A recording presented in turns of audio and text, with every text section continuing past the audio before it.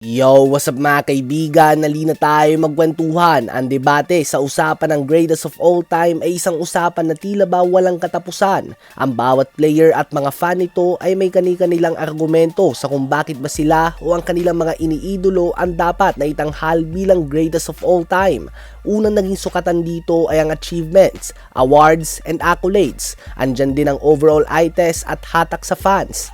Ilan sa mga pangalan na madalas na mabanggit sa usapan ng GOAT ay sila Michael Jordan, LeBron James, Kareem Abdul-Jabbar, Kobe Bryant, Tim Duncan at iba pa. Ganun pa man, noon nga ay sinabi ni LeBron na sa palagay niya matapos niyang magkampiyon sa Cavs ay siya na ang GOAT ng NBA. Ito nga ay matapos niyang makumpleto ang 3-1 comeback sa NBA Finals laban sa best regular season team sa history ng NBA na may back-to-back MVP and only unanimous MVP sa history ng NBA. Well, matapos ang isang dekada, si LeBron ay naglalaro pa din ngayon at nagtatala pa din nga siya ng all-star level numbers sa kanyang year 23 sa liga at the age of 41 years old. Ngayon nga ay sinabi naman niya na kung may general manager nga daw na kailangan pumili ng number 1 pick at lahat ng player na nasa usapan ng greatest of all time ang pagpipilian nito, mahihirapan nga daw ito na hindi siya ang pipiliin pahayag ng 4-time league MVP.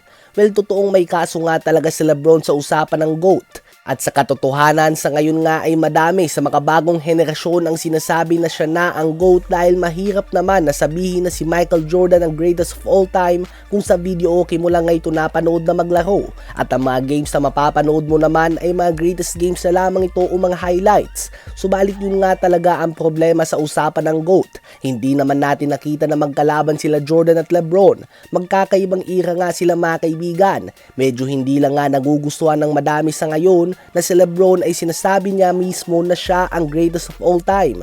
Isang bagay na hindi mo makikita na sinasabi ng mga player na kasama niya sa usapan na ito.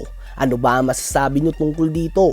Habang ang San Antonio Spurs naman ay nais nga na baliktarin ang ihip ng hangin ng NBA Finals. Patungo sa Game 4 bukas ay down 2-1 pa din nga sila, subalit may pagkakataon nga silang may tabla ang series na ito at muling mahawakan ang home court advantage.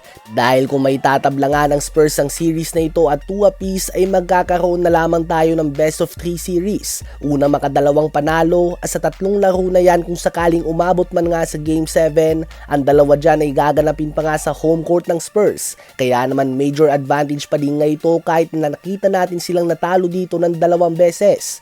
Kaya naman kung magagawa nga ng Spurs sa manalo sa Game 4, babalik sila sa kanilang home court sa Game 5 na may baon na solid momentum with the hopes na mabaliktad pa ang takbo ng series na ito matapos silang maunahan ng Knicks sa first 2 games at malalagay na nga ang pressure nito sa New York Knicks mga kaibigan.